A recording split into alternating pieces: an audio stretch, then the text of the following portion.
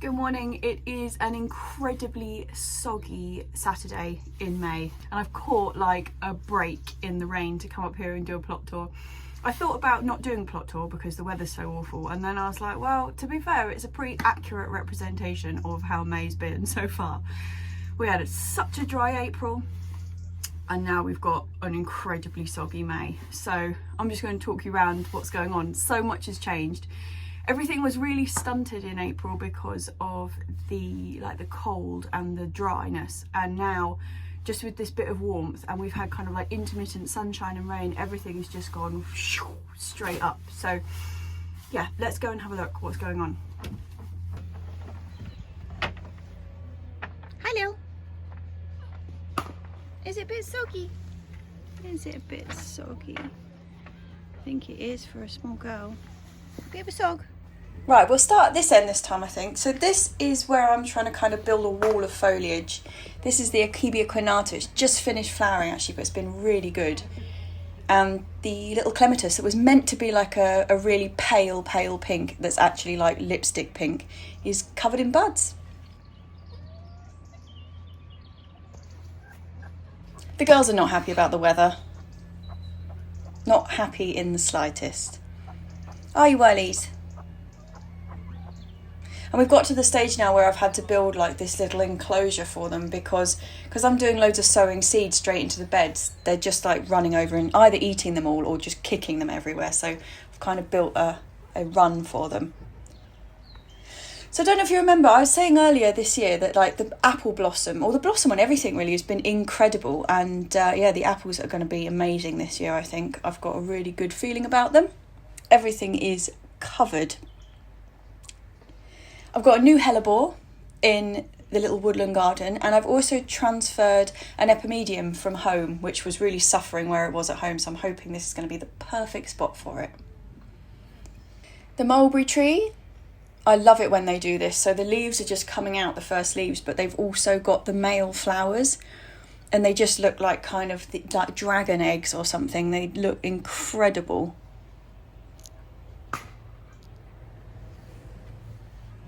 Got a bucket of poppies here. We've got so many poppies on the allotment this year. It's just going to be beautiful when they're all out and about. The first of the outdoor dahlias is just making a bit of an appearance here. So this is one that's just in a pot. None of the ones that are in the ground have come up, but that one's showing. Let's have a look in here. We have got quite a few bits and pieces going on in here actually. This is what I sowed last week. I don't know if you remember kalettes, cabbage. There was a bit of purple sprouting broccoli and stuff. They're all up. I've got kohlrabi and I think that's chard behind them. Bit of fennel, green and a purple kohlrabi. I've got rudbeckia, zinnias and basil in here. This is the sweet basil and the Thai basil. Calendula seedlings. They're a pale like salmon pink one, and look at the nasturtiums. They are just desperate to go outside really. Gonna have to get them in.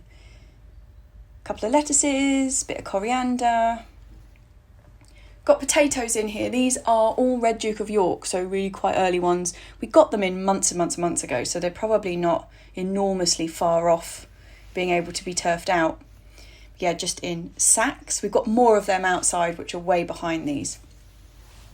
And these are the other dahlias we've got in pots, and they've just been in here all winter, so obviously they kicked off really fast and are looking fantastic. We did this last year as well, and it was really nice because we got like an early flush of them. So yeah, they'll be kicked out as soon as this crappy weather's over. We've also got a kiwi in here, but unfortunately kiwis you need a male and a female, and I don't have a male and a female, so it's just that one. So I'm not really sure what I'm going to do with it, to be honest.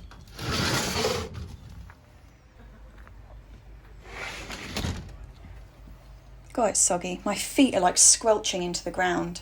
So the coal frame's looking pretty busy. We have strawberries here, which I'll show you where I'm about to put them in a minute. We've got some celery seedlings, there's sunflowers, beetroot. That needs a water actually. A whole load more brassicas. I've gone brassica nuts this year actually. There's some turnips at the back there. And all of these alliums are sort of ready to go out. But my allium bed has still got chard in it. Okay, let's start on the beds. We have got Celariac. So I planted this out, what was it, last week's vlog, I think?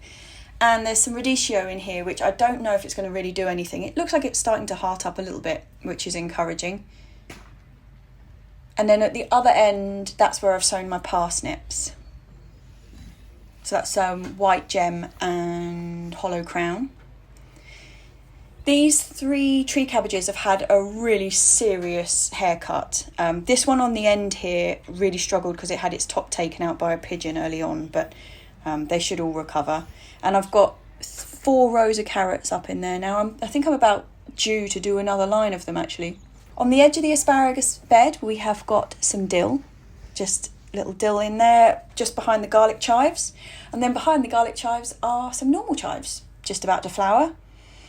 And we are also right in the middle of asparagus picking frenzy at the moment. I mean, we picked all this yesterday, there was nothing here. And look, already, one day later, we've got all of this to pick.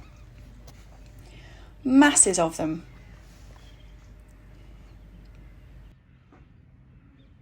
Cornflowers. I just sowed a little patch in the middle where one of our crowns has died. So they should look really, really lovely. This side is where we've got the purple asparagus.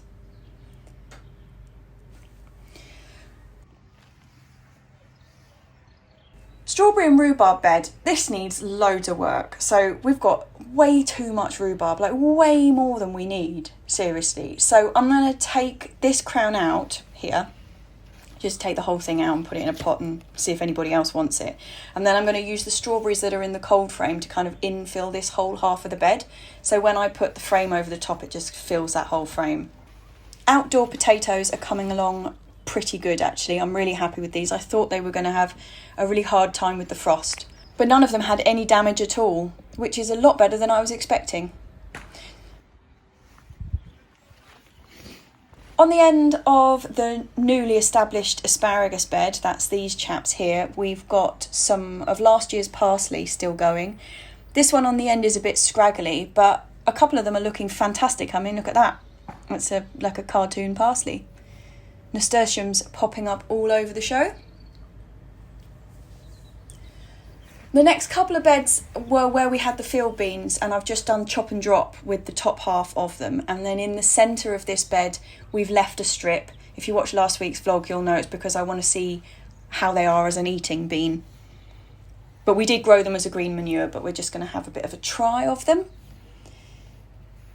Last week also, I picked these Tuscan Kales up at the garden centre that you came with me to, and I didn't cover them up. And the pigeons got to them almost immediately. So now we've got this sort of makeshift caged over the top of them, which was a bit annoying. Thanks, pigeons. This year's parsley, I planted these out about maybe 4 weeks ago or so.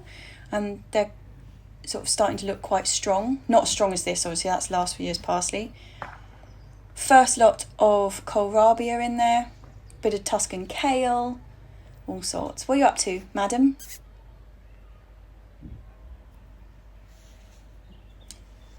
Some cabbages, bits and pieces in here. At the end, like this is where I'm supposed to have another one of those little beds to put the beans in. I don't know why I didn't do it at the same time. I just forgot it and now it's just a shambles. I need to get on that, seriously. Into the fruit cage. So raspberries at this end, these are the ones that we thought had given up the ghost last year. So looking really, really healthy. I'm chuffed to bits that they're back. And they're spreading, which is exactly what we want them to do. Such a great colour, they're so vibrant. But all of these little like runners and stuff here, eventually I want them to fill this whole patch. Another bit of good news, the grapevine is good. I was worried about it because this was its first year and it was so cold, obviously like proper ground frost. I was worried, but it's all good. And hopefully this line is going to grow all the way around the top of the fruit cage. Strawberries. Looking beautiful. This is a different variety from the ones we've got at the end. They're an earlier one. Tree cabbages. This gnarly old one is going to come off. So I'll cut this whole stem straight off and that will leave space for these lovely new tender ones underneath to come through.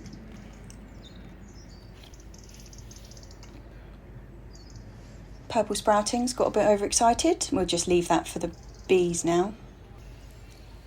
Kalettes. And gooseberries. These are the... Do you remember I moved these not so long ago actually, and they're just looking so lush. They look really, really happy for it. And look, have a look under here. We have gooseberries. Pretty exciting. Above them, we have the 3 beautiful hanging strawberries. They're different varieties, not much going on there. This one is well ahead. We've actually got some kind of strawberry shaped things on here, which is always encouraging.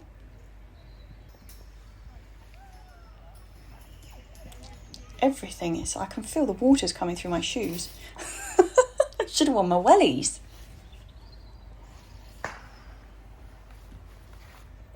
So on the last plot tour I did, so the April one, this whole area was just covered in spring bulb flowers. There was the hyacinths and the daffodils, and it looked incredible.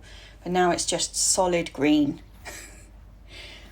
And Berta, so Berta needs a bit of help, but the other day in the wind she fell off, and we discovered when she'd fallen off that inside she had a little nest in there in her cardigan, and it all fell out underneath the cardigan. It's on the floor now, but there was nothing in it, so I'm hoping it was somebody's sort of like spare nest, you know. Apricot. Apricot.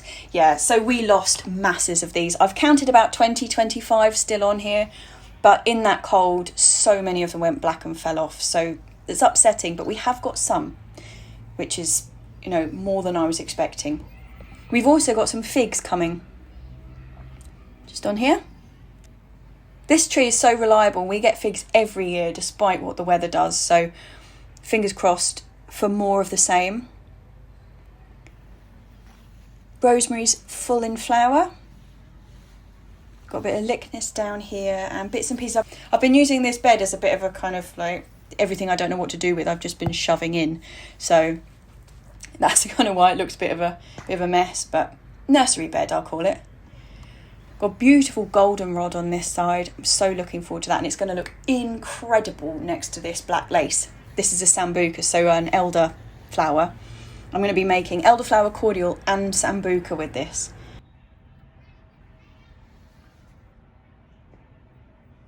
Some oxeye daisies on that side, and a dogwood, which needs a bit of a haircut, to be honest. Pre-sprouted and direct sown sweet peas all coming up. Massive aquilegia. And the compost bins. We've actually got some little self-sown of the tree spinach down here, so I will move them out and plant them in a row somewhere. Such a great colour, aren't they? Compost bins are filling up. We're going to be turning this one in the next couple of weeks. Right, first bed coming down the main drag. This is all lettuce from last year, so it's all been overwintered. We've got a bit of celery leaf in there, some mizuna, a bit of chicory. Pre-sprouted and direct sown peas. They look so lush. I mean, peas are really tough anyway, but they've really benefited from this kind of downpour couple of weeks we've had. They're about 4 times the size.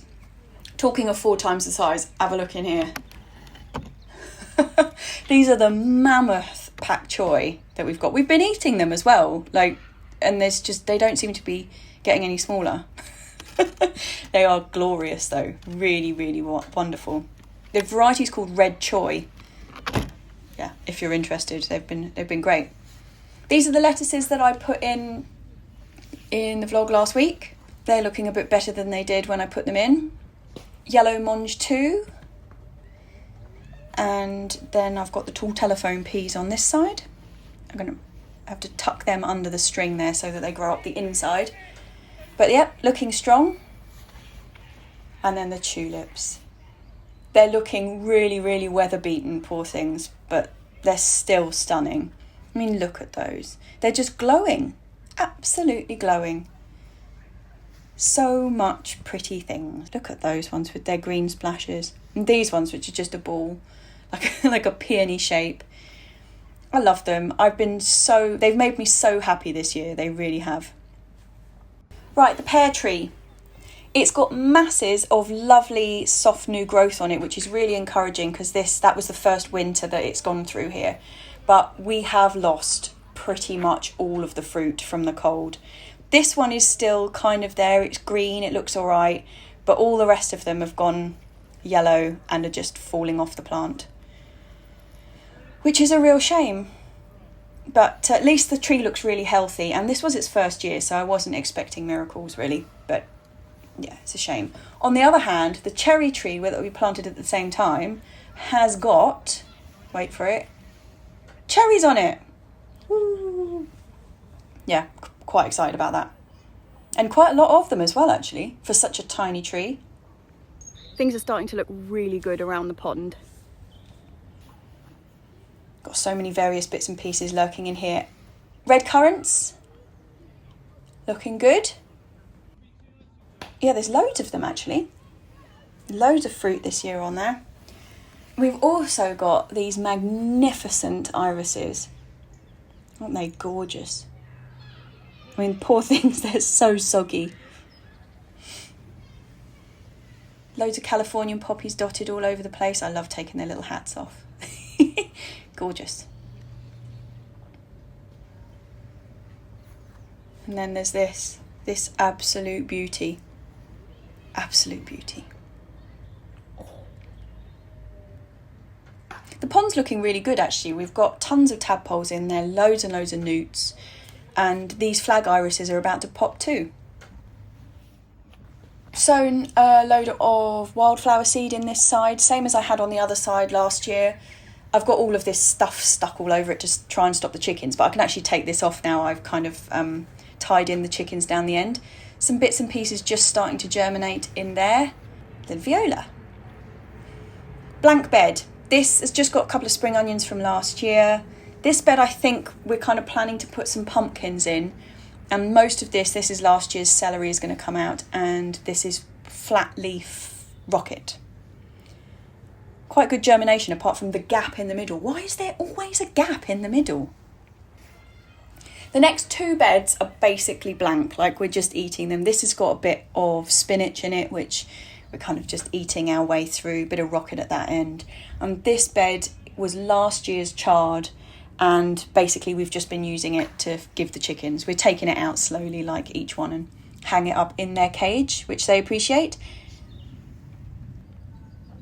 The garlic and the shallot bed, they're looking pretty strong. Look at this. I'm so excited about this. The shallots really are splitting. You can really see them splitting apart now, which is wonderful. Sunflowers, self-sown. This whole area actually is just covered in self-sown stuff. We're kind of leaving this as a bit of a nursery bed or self-seeded things. We've got masses of poppies. Look at this one. It's an absolute monster. And we've got quite a lot of rocket in here that's kind of self-seeded and lickness, and a really nice dark purple aquilegia there. There's also a tree cabbage, like because I just dotted it in. This is all going around the Cox's orange pippin. So yeah, various bits and pieces in here. And then on the other side of the little path is the herb bed. The chives are just about to burst open. Some marjoram and some sage. There's a little orange thyme down here. And this is the hyssop. More calendula seedlings. These are self-sown ones, so they're going to be the really fluorescent orange. And in here we've got rosemary and another thyme. Let's have a look in the poly.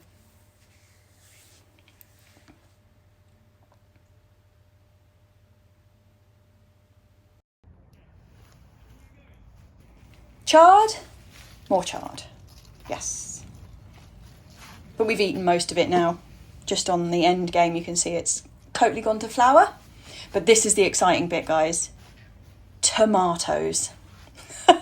We have got the first lot of the tomatoes in the polytunnel and they're looking really good. Really strong. I think I've got 11 in here so far, and I've got space for 9 more. And then on the other side, I've got some Ford Hook giant chard, which we are also eating our way through. Look at the size of those stems. They are whoppers. Absolute whoppers.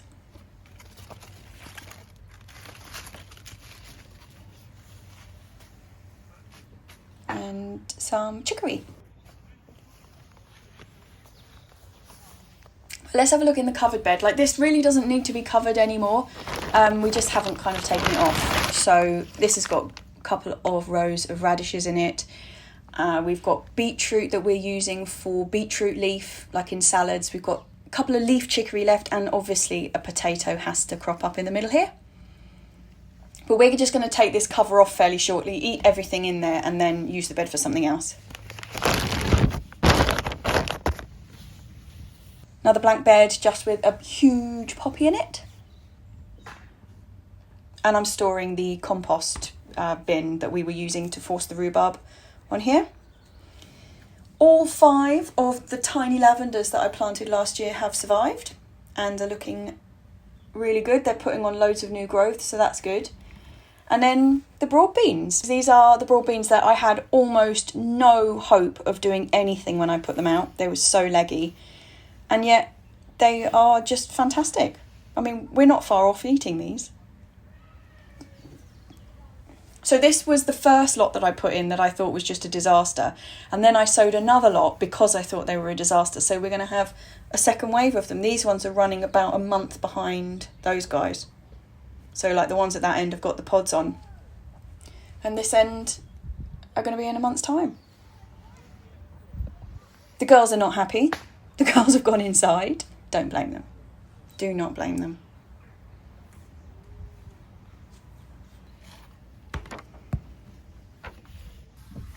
Well, we managed to avoid the rain for that short bit. It's actually just started spitting now, so we timed that to a T.